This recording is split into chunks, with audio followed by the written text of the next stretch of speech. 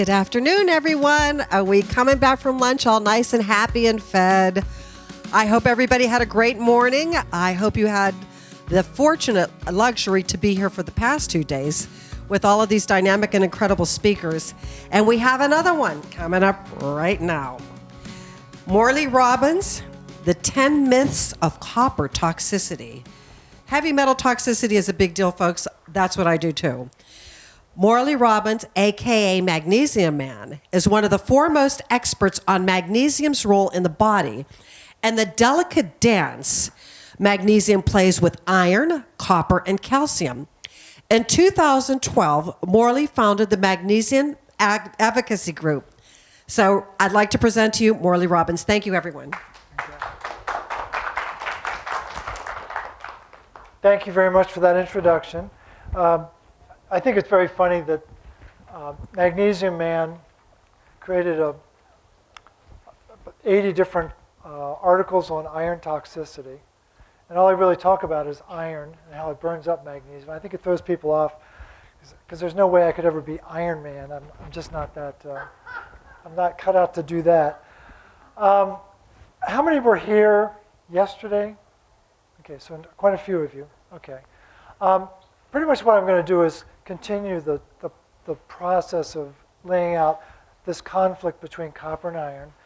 The people who are new know that I'm going to do an entire deck of 60 slides and make it available to Julie, and then you can download it, and you're going to get the full benefit of the two talks. This is the only way I could make sense out of it. And I appreciate your coming. I know that there's a lot of competition, not the least of which was lunchtime. But I appreciate the conversations I've had. And as I mentioned yesterday, I spend the first few hours of the day doing research, and I found another article, which I'm really excited about, because and I'm going to talk about it today, because I think it really gets to the heart of the matter about what's happening inside of our bodies. What's an important statistic to know is that our colonial ancestors in George Washington's day would eat on average 3 pounds of granulated sugar cane a year. 3 pounds of granulated sugar cane. Does anybody know what the intake of sugar is per person per year today? 250 pounds of sugar, but it's in many different forms now. No granulated sugar cane, but there is granulated sugar, but there's high fructose corn syrup, there's all sorts of synthetic forms of sugar. And as a society, we are becoming glycated. And one of the other speakers, Dr. Tai, was talking, it's a great image. He said, take some sugar, put it in a frying pan, take white sugar, put it in a frying pan, what happens to it? It turns brown. And those are the brown spots on our body. I have little brown spots, which are called freckles. But what's happening is we are subclinical hyperglycemic. We have so much sugar in our diet that we don't even think about that. And some of you may have heard of AGEs, advanced glycation end products. Well, the part they don't tell you about is what do those AGEs really do? Well, AGEs create more oxidative stress in the body. They create oxidants. And what are oxidants? Those are accidents with oxygen. So what my whole approach is to try to get it down to the most essence, the most basic level. How do we deal with oxygen in our body? And there are only 2 metals that work with oxygen. Iron carries it, and copper activates it to make energy, and copper deactivates it and stops the oxidants.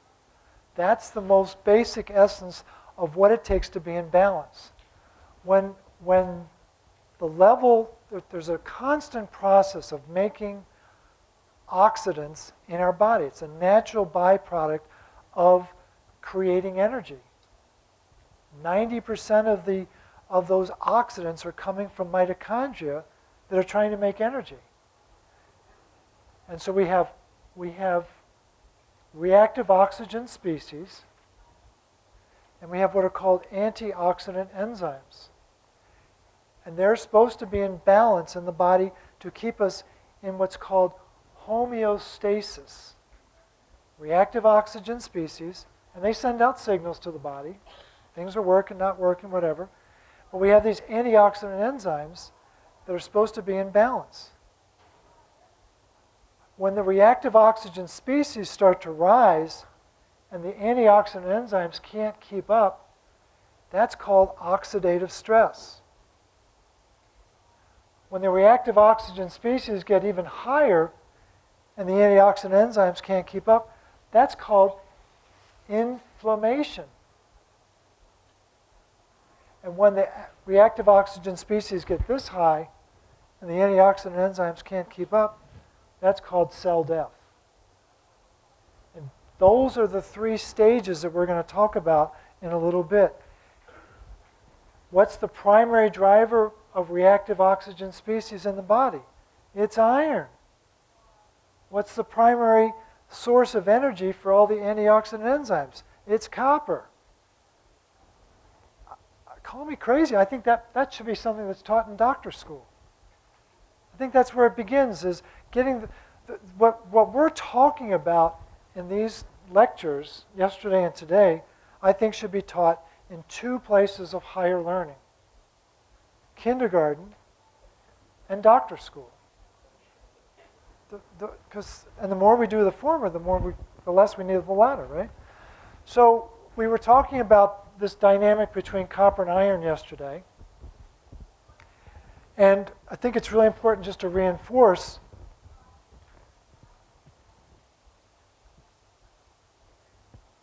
the copper relationship with fat and vitamin A is of paramount importance in our body. Because if we don't have retinol, and that's real vitamin A, and it comes from fat, and the word fat means from animal tissue. That's what fat means.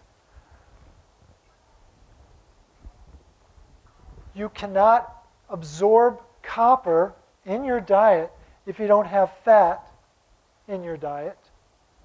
And you cannot metabolize fat in your tissue if you don't have copper in your tissue.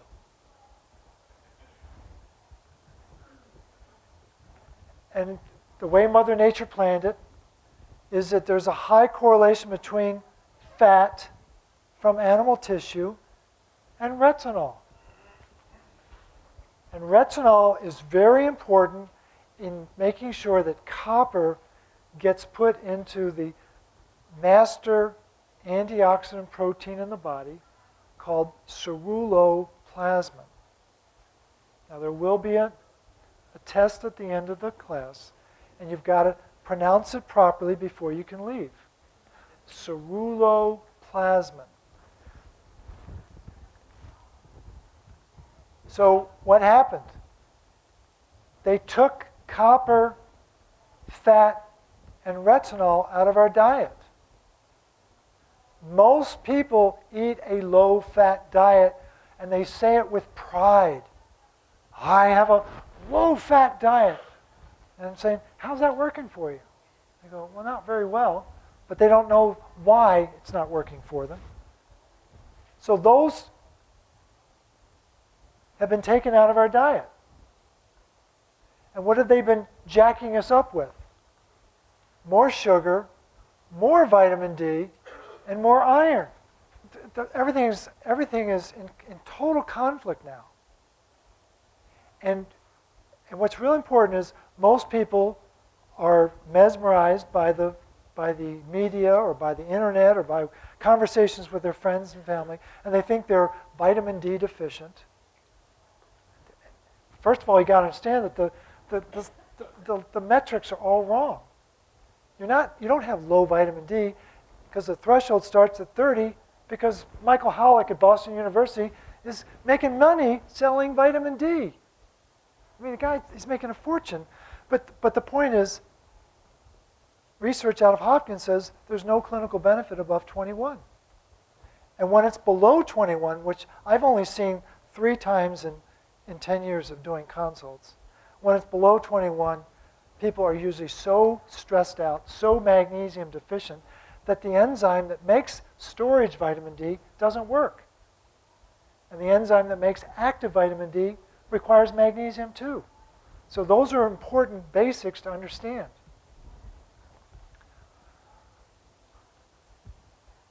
So I thought you would enjoy a timeline. So we're going back from 2500 BC to the present day. This is actually pretty interesting. So the earliest recording about the use of copper as a medicinal agent was in the Smith papyrus that they found from 2500 BC. Then there's the Ebers papyrus from 1500 BC talking about the medicinal value of copper. Then we have Hippocrates. Everybody knows about Hippocrates. Let medicine be thy, well, let food be thy medicine. He was talking about copper back in 400 BC. Then we have a famous Roman historian talking about copper in a book called the Medicinus. Then we have in 1000 AD, we have texts from India and Mongolia, different parts of the world, extolling the virtues of copper as a medicinal agent. Then we have the fact that around 1800 they were using copper to treat cholera and chlorosis, which are spelled the same or very similar.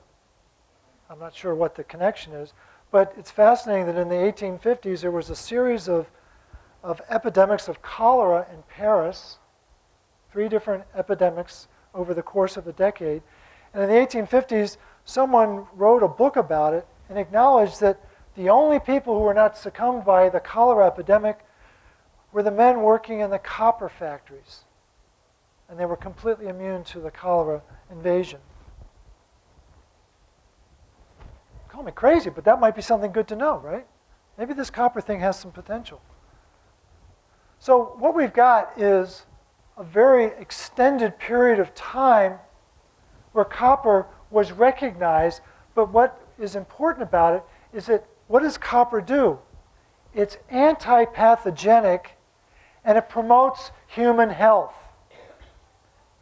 So we're killing the bugs and we're promoting the humans. That's a good thing, right?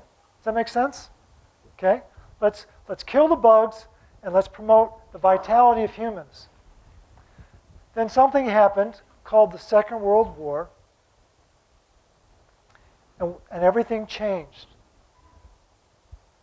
In 1941, they started adding iron filings to the food system. And you don't want to think that it's filings, but it is. It's inorganic iron. Iron shavings are being added to the food system. When you add iron filings to water, what do you think happens? Rust. Now you're thinking, well, why would they do that? Right? Why would they knowingly do that? And then in 1945, 1946, 3 scientists developed what is called the first antibiotic. What was it called? Penicillin. Does anyone know how it really works? Well, it steals copper from the pathogens, and they can't live. Do you think it stops at the pathogens? So what we did was we introduced iron, and what does iron do? It feeds pathogens, and it kills humans. So we've just reversed the foundational premise of healing on the planet in the course of a few years. So we have centuries of healing with copper because is anti-pathogenic on contact, whether it's bacteria, fungus, virus, or parasites, all cave to the energy of copper. And it promotes the ability of ATP to make energy, and it enables antioxidant enzymes to actually work in your body to keep everything in balance. Again, maybe that's something that ought to be taught in doctor school, right? Might be a good idea to start there. No, let's use iron. Let's get preoccupied with iron. And where did all the confusion take place? I know exactly when it started. In fact, in my wilder moments, I believe in reincarnation. I believe I was in a laboratory in Berlin when this happened in 1927. Anybody heard of a guy named Otto Warburg? Okay. He had an assistant in 1927. Does anyone know who his assistant was? No, not Linus Pauling. Hans Adolf Krebs was his assistant of the Krebs cycle. So these guys, their combined intellect probably exceeds this room, right? And these guys are really smart. And so they were at each other's throat. I mean, Warburg was about 15 years older, but Krebs was not a slouch, as we know. And they decided to do a very interesting experiment with birds. And they bled birds almost to the point of death because they wanted to see what happens in a true state of anemia.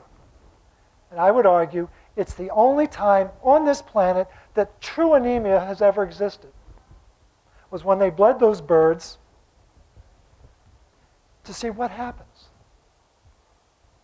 It's fascinating. Does anybody want to guess what happened?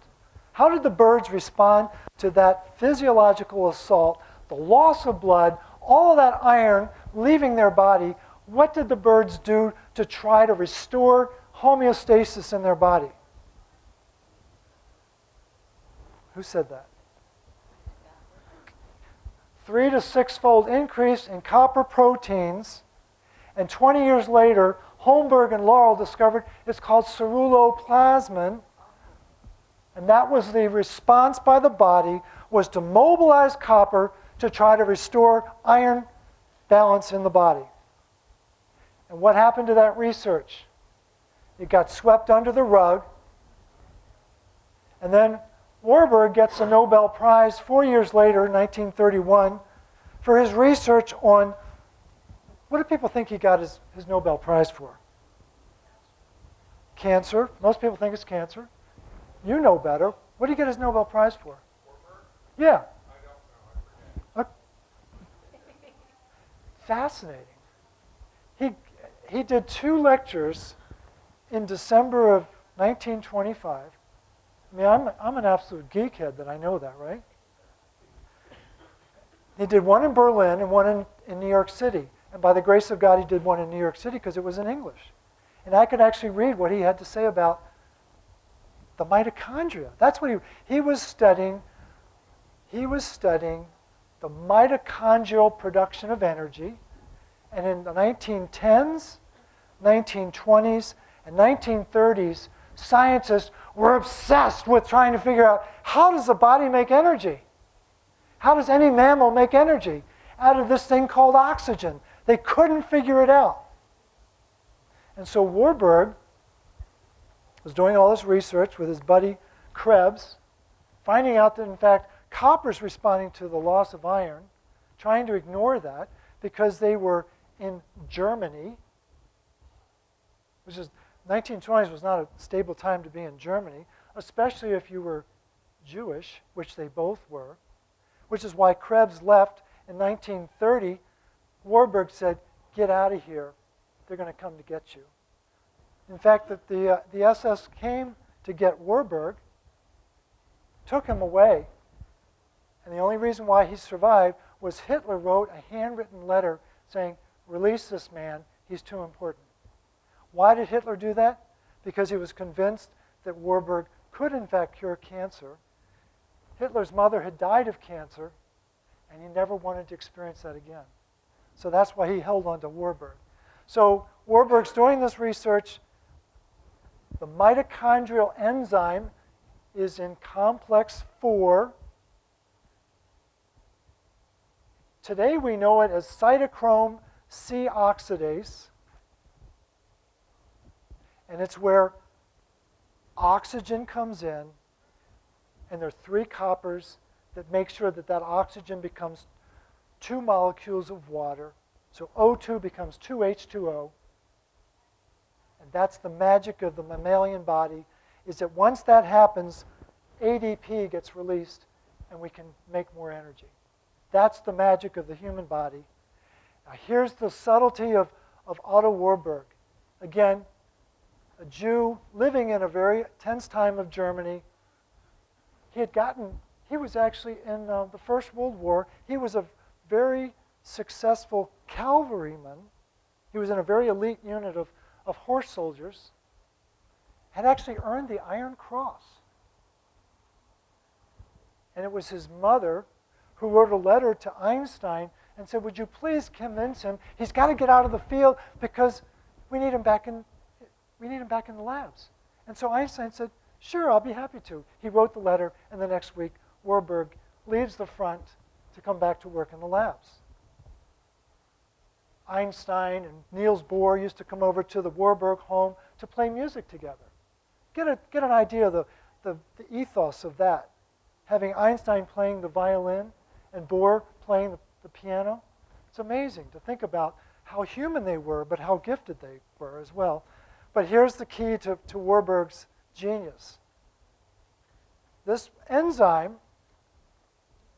complex 4, cytochrome C oxidase, he calls it iron oxidase. And he threw off 90 years of scientists by calling it iron oxidase. And I'm not denying the importance of iron. This building would not exist without iron, right? We know how important this iron is in this building because it's what allows tall buildings to stand still. What allows tall buildings to move? There's only one metal. It's called copper. Copper runs the wires, and copper runs the plumbing. Do you think it does anything different in our body? No, it's copper that's running our electricity. It's copper that's running our plumbing. But if the most revered scientist on the planet calls it iron oxidase, well, that's going to affect your consciousness. Now, Warburg was only nominated 47 times for a Nobel Prize. But he only got 1. Why? Because Hitler said 1 was enough. But he was the most revered, most respected scientist in his day. And what's happened is this legacy of copper that ruled the planet for millennia has been overtaken by this obsessive need to put more iron in people's body because doctors don't know how to interpret blood tests and don't know that iron in the tissue can be 10 times higher than iron in the blood. And that was the work of Bruce Ames, the second most revered scientist on the planet in a more contemporary era. So 98.2% of recorded time on this planet was about nature, and 1.8% of recorded time is about a narrative that we need more iron. So copper solves chlorosis, copper solves cholera, and lo and behold, copper solves the whole cholesterol problem. And that was the genius of Leslie Clouvet in 1973 when they were ramping up the statin engine, discovered that in fact statins were not needed because cholesterol was rising in iron toxic bodies that didn't have enough copper to spit at. So again, this is just to underscore the conflict on the planet. Because we're so used to iron fortification, we don't even question it. Our ancestors' ancestors' are rolling over in their graves saying, have you all lost all semblance of intelligence? You're putting the most toxic metal on the planet inside your body willingly, and most people do it, they self-medicate themselves. Well, I'm feeling a little run down, so I'll take some iron. Iron does not create energy. Copper does. Iron supplies the oxygen. How many of you would go to a restaurant where the waiters were in charge of the kitchen? Not me. I wouldn't go anywhere near it. So here's the truth of copper and iron. Iron is the dummy in the body. Copper is the brains of the outfit. And what's hard to accept about that is that for every atom of copper, there's 60 atoms of iron. So there are a lot of dummies that have got to get managed by the copper. Put it in perspective. One molecule of ceruloplasmin has to keep track of about 500 atoms of iron. That's a different kind of daycare model, isn't it? So waiters versus chefs. This is Paul Prudhomme, who's a famous chef, no longer living, from New Orleans. And all of this food, what's fascinating about this array of food that he's surrounded by, it's all copper rich. That was his genius. He knew how important it was. That's the beauty of the Cajun diet. So if you remember nothing else from this talk or yesterday's talk, that you want to remember those two phrases. Copper is not toxic, and iron is not deficient. That is a social meme that is killing society all over the globe. It's all programming. Is there anyone who questions whether we're going through 1984 programming? And again, what happened in 1984? Funding moved from the government to big pharma for research. Everything changed when there was a line item change in where funding came from for research. And it turns out the truth is that copper is missing in action and iron is stuck in your body. And it's the very source of the problem. And if you had more of this, it wouldn't be stuck. That's the whole gist of it.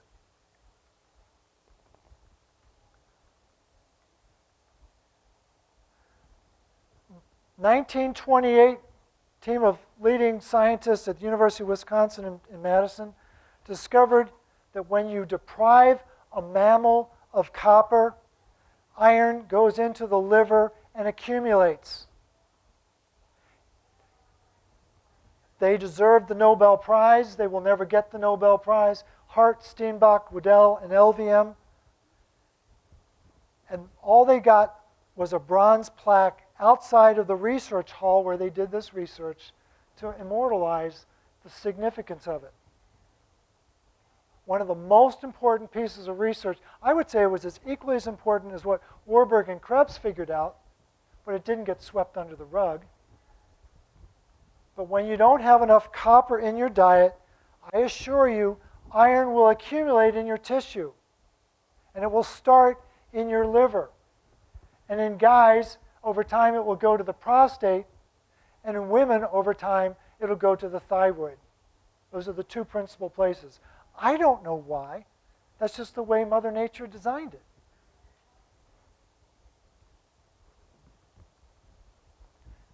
This is just a smattering of research. One thing I'm realizing is that red is a horrible color for a presentation, isn't it?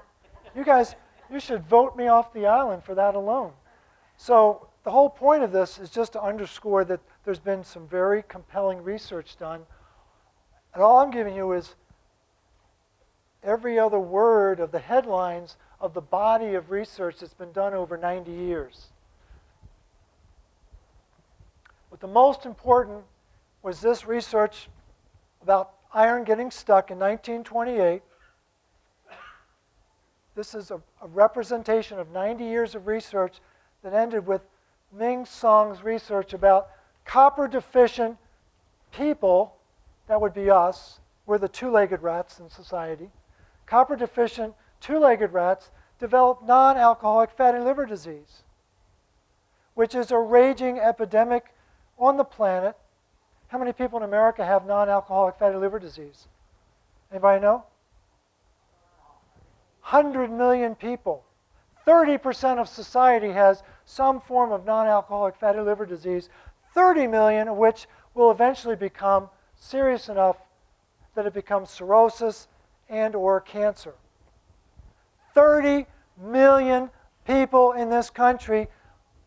Are you kidding me? And what's the definition of an epidemic? 7.7% of any given population having the same condition.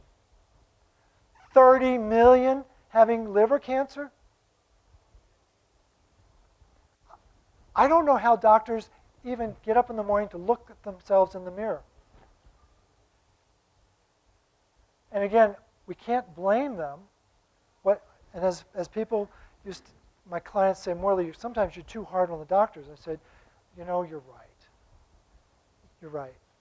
And because invariably they'll say, they didn't learn this in medical school. And I say, you're absolutely right. And you know what? Neither did I, because I went to business school. But business school is ruled by one aphorism. What gets measured gets managed. That's why business guys obsess over revenue and expense and profit. If you focus on it, the most amazing thing happens. They change. But that's not what rules medicine. We actually learned this probably 10 years or more ago. The overriding aphorism of most doctor schools is not known because not looked for. Or another variation of it is, and I've heard this from 3 different doctors from 3 different parts of the country, so I know it's taught somewhere. I know what to look for, and I look for what I know. And I don't look outside of that. I won't go 1 micrometer outside of what I know, which is scary, frightening, and these meetings wouldn't exist if the non-doctors weren't curious. We're trying to figure this out. And so there is compelling research that copper is MIA and that iron is stuck. So here's my theory about what happened. In the 1930s, there was a race to figure out hyaluronic acid versus hexauronic acid. Well, they look the same, a lot of the same letters. Hyaluronic acid is what drives wound repair. Hexauronic acid is another way of saying ascorbic acid. And so what was Albert Szent-Györgyi doing? Szent-Györgyi, Budapest is Hungary, thank you. It's Hungarian. Szent-Györgyi is Hungarian for St. George. What did St. George fight? The dragon, who was spewing out fire, right? What does whole food vitamin C do? Puts the fire of iron out. It's very interesting, symbolic. But Szent-Györgyi was studying hyaluronic acid, and so it makes perfect sense that they gave him the Nobel Prize for hexauronic acid. And that was the bait and switch in 1937. Then we talked about it, 1941. They started adding iron filings. That same year, Carl Holmberg, famous Swedish physiologist, was the first to identify ceruloplasmin. You should be thinking about that word, because you're not going to get out of here until you say it right. Ceruloplasmin. And then 7 years later, he wrote his first article about it. And then in 1955, Eisenhower has his first heart attack, and the world is put on a low-fat diet, and we've never been the same since. And everyone in here is suffering from dementia because you're worried about your vitamin D, and you don't even know there's such a thing as called vitamin A. And what does vitamin D do? It blocks the absorption of vitamin A, and it prevents the utilization of vitamin A in your body. How do I know that? I found one study from 1990, and they studied chickens, and they found that in chickens, when they gave them too much vitamin D, they had no vitamin A metabolism. Does anybody in here eat chicken? Do you think it might be the same physiology in a chicken and a 2-legged rat?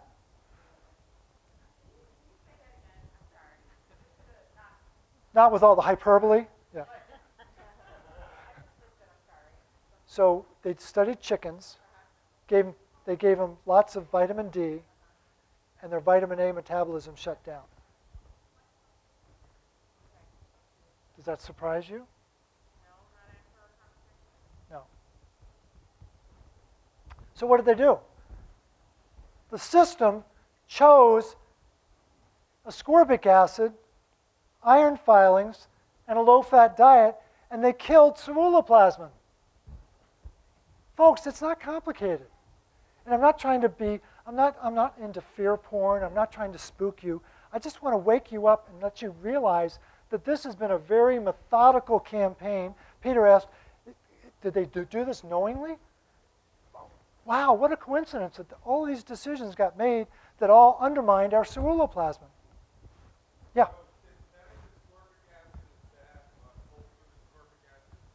No. Synthetic ascorbic acid, which is one of the most toxic chemicals on the planet, made from GMO corn, yep, you don't want to get near it, is very bad because it destroys ceruloplasmin. Whole food vitamin C, picture it this way. Whole food vitamin C has an engine, a steering wheel, 4 wheels, and a cover. Ascorbic acid just has the cover. It's just the shell of the car and no moving parts. What's the engine of whole food vitamin C? It's called tyrosinase, which is a 3-sided pyramid with copper at all 4 points. And that's what drives a lot of production in the body. If you think it's just limited to melanin, I've got both a used car and a bridge I'd love to sell you. It's one of the most important sources of energy in the body, and it's what powers the mitochondria to do what they do. Melanin is critical for mitochondrial activity. There's a team out in Mexico developing melanin batteries that are going to last 99 years. It's incredible how important it is. So what did they do? They killed nutritional immunity. When you add iron filings to a food system and to a human, it kills the innate immunity of the body. And what invariably you'll hear, 80% of our immune system's in our gut. What's in your gut? Bacteria, right? There's 1,000 different forms of bacteria that express multi-copper oxidases in your gut. And what do multi-copper oxidases do? They turn oxygen into water. Thank you very much. And that's the basis of our immune system, is the natural ability to metabolize oxygen. And what did they figure out?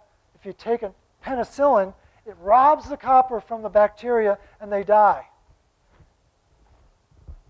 throughout the whole organism. And the most toxic form of antibiotic today is called Cipro. And it will rob people of their copper, and they get connective tissue disorders and every other conceivable malady. So this is life on the planet. As we age, we get more oxidative stress. It's not rocket science. And Denham Harmon was a PhD engineer who studied oxidative stress in industrial plants, and he decided to go to Stanford Medical School to study it in humans. And in 1956, he developed what's called the oxidative stress theory of aging, and then updated it 50 years later in 2006. We can't live without oxygen, we know that. Well, you can't age without oxidants. So we start out life with just a little bit of iron, and guess what happens? Wow, the iron in our body grows. So here's a fun exercise. Take your age, subtract 20 from it, because you need iron those first 20 years to build your body. So take your age, subtract 20, multiply it by 365. And what you're going to find out is that the level of iron is 4 or 5 times higher than it should be in your body. And you can thank the powers that be that put iron filings into the food system for that. Every day we're on this planet, we add 1 milligram of iron to our body. It's not my theory. It's the theory of Robert Crichton, Gutteridge and Hollowell, Jamie Collins, the leading iron biologists on this planet, all converge on that one fact. We add iron every day we're on this planet. And if you went to a marvelous presentation by Dr. Tai, it was one of the best presentations I've ever heard. He was talking about all these hormones that stop working as we get older. Well, what are hormones made from? Cholesterol. What's cholesterol do? It manages oxygen in the body. What do you think the hormones do? They're managing oxygen too. What do you think gets in the way of making hormones? Iron. So as we get older, more iron, more oxidative stress, less hormone activity, less hormone function. So it's all about balance, having balance between the oxidative stress and the antioxidants.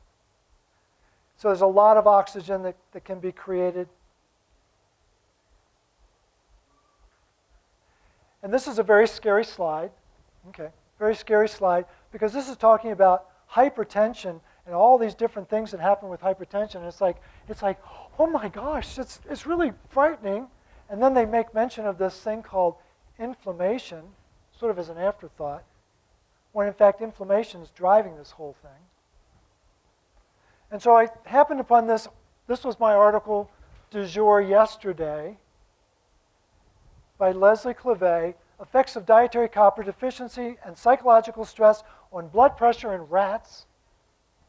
Again, we're the two-legged rats, right? And that's Leslie Clavet. Please say a prayer for him. Great man, still living, retired. That's the plaque that immortalized the discovery of the relationship between copper and iron. And this is the most important table in his article, talking about copper in organs. It's fascinating. We have copper sufficient and copper deficient, and we have no restraint and restraint. So what they did is they took these little rats and they strapped them down, which creates psychological stress. If you can't move, you get freaked out about it, right?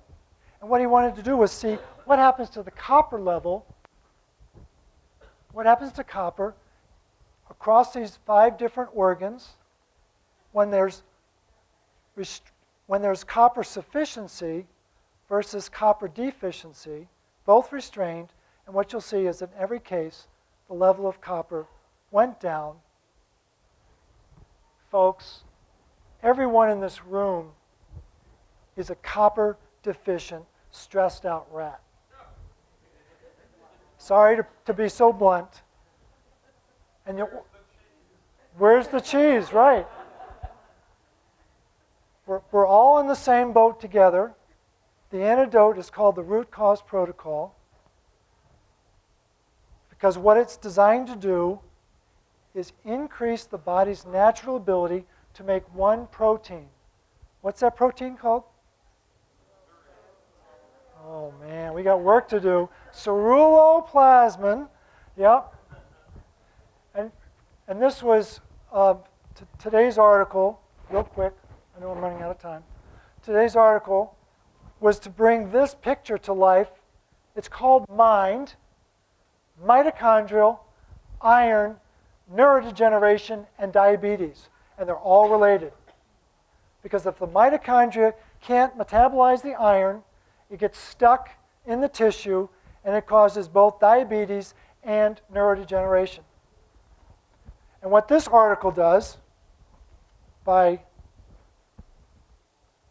Pomitinkin from Russia, I'm not pronouncing it quite right, what he does is he links the insulin receptors to the mitochondria. It's fascinating. And so what we know is that 1 billion molecules of oxidative stress is created every day in every cell. That's a big number, billion every day. But we have the natural ability to stop that chaos if we have bioavailable copper. But what's happened is this is a stylized version of our mitochondria, and you'll see a lot of yellow bursts. Well, what's happened is our mitochondria have been hijacked. And when you add too much iron in the mitochondria, it starts to fritz out, and it doesn't work right. And what this article does is explain exactly what happens. And it all has to do with the confusion in communication between the mitochondria and the insulin receptors. And if they don't communicate with each other properly, we get what's called glucose intolerance, which then leads to insulin resistance, and we're back full circle to glycation. We are being glycated to death, and if I had an evil side to me, which I don't, but if I did, there's only one thing I would do to try to destroy humanity. Increase the amount of sugar on the planet 70-fold, which is exactly what they've done. And everybody worries about chemtrails and fluoride and vaccines, and they're all bad, but we're being poisoned with sugar, and it feels great.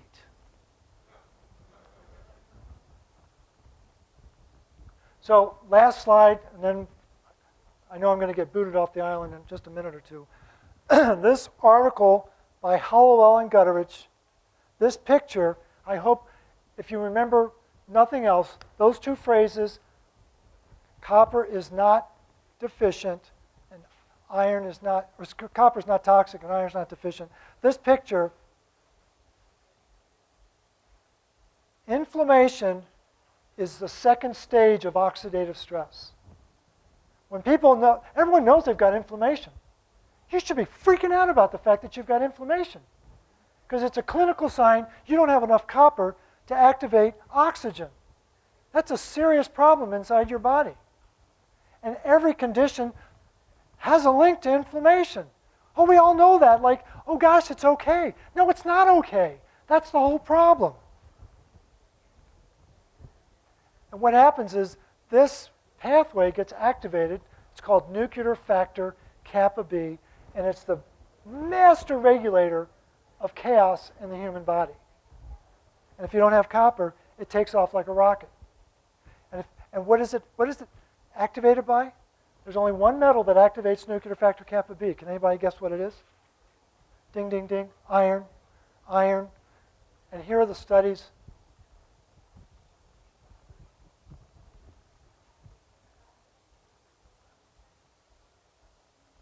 Come on. Study number 1, 2, 3, 4. 4 different studies, 4 different parts of the world, confirming that iron activates nuclear factor kappa B and creates massive chaos in our body. And most people think they're anemic. Most people are convinced they're anemic. And most people don't know what copper is. And they certainly don't know how to pronounce what? What's that word? There we go. She can leave. She's got it. All right. I think I've got like, how many minutes for questions? None.